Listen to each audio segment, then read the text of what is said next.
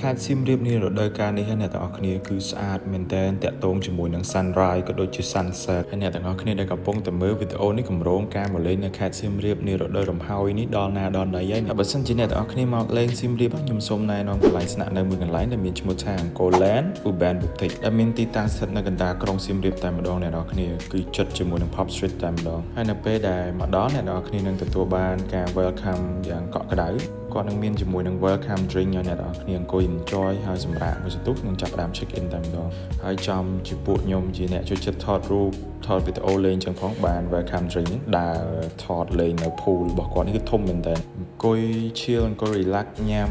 ជាមួយនឹង welcome drink អស់ខាងបុគ្គលិកគាត់នឹងនាំយើងឡើងទៅ check in នៅបន្ទប់តែម្ដងហើយនៅកន្លែងគាត់ក៏មានជាមួយនឹងចតាយន្តដែរដើម្បីជាភាពងាយស្រួលសម្រាប់មនុស្សចាស់ឬក៏ស្រីៗដែលចូលចិត្តដើរលេងដាក់អីវ៉ាន់ច្រើននេះត្រូវតែម្ដងពិបាកធ្វើការយួរឡើងឲ្យដាក់ក្នុងចតាយន្តឡើងតែម្ដងនៅពេលមកដល់បន្ទប់គាត់បានរៀបចំជាមួយនឹងការឌីក័របានស្អាតមែនតើបើនិយាយពីបន្ទប់នៅ Angkoland នេះវិញគឺ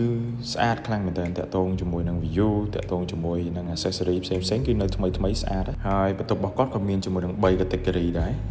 មានក្រែ1ក្រែ2និងក្រែ3ហើយកុំភ័យអ្នកនរគ្នាប៉ុន្តែនៅកណ្ដាលក្រុងមែនប៉ុន្តែទីធ្លាចតឡានគឺធំទូលាយតែម្ដងហើយបើពេលល្ងាចអត់ចង់ចេញទៅណាទេអាចញ៉ាំអាហារពេលល្ងាចនៅ Angkoland នេះក៏បានម្ហូបគឺមានសម្បូរបែបមែនទែនហើយសុទ្ធសឹងតែជាម្ហូបឆ្ងាញ់មក dating ក៏បាន staycation ក៏បាននិយាយទៅយើងមកទីនេះគឺទទួលបានអារម្មណ៍ថាកាន់តែកក់ក្ដៅនិងស្និទ្ធស្នាលជាងមុនជាមួយនឹងដៃគូរបស់យើងណាទាំងអស់គ្នាហើយនៅពេលព្រឹកក៏មាន include ជាមួយនឹង breakfast restaurant របស់គាត់នេះគឺធំទូលាយមានផាសុកភាពហើយក៏មានចុងភៅស្រូបកាទៀវក៏ដូចជាធ្វើ omelette ដូចទៅនឹងអូតាផ្សេងផងដែរកាទៀវរបស់គាត់នៅទីនេះគឺឆ្ងាញ់មែនទែនឡើងឈ្ងុយមកខ្ញុំញ៉ាំឡើងអស់ពីចានហើយបើសិនជាអ្នកនរគ្នាមានកម្រងថាមកលេងនៅខេត្តសៀមរាបនេះរដូវរំហើយនេះរដូវកាលគ្រីស្មាស់ឆ្លងឆ្នាំនាបុណ្យនានានៃការស្នាក់នៅទូទៅអីកុំភ្លេចកក់កន្លែងគេងនៅ Angkoland Urban Boutique នេះអរគុណអ្នកនរគ្នាដែលបានមើលវីដេអូនេះដែលមានកម្រងការថាមកលេងសៀមរាបខ្ញុំសូមជូនពរឲ្យជោគជ័យនិងបានដើរលេងឲ្យសប្បាយអស់ដៃតែម្ដង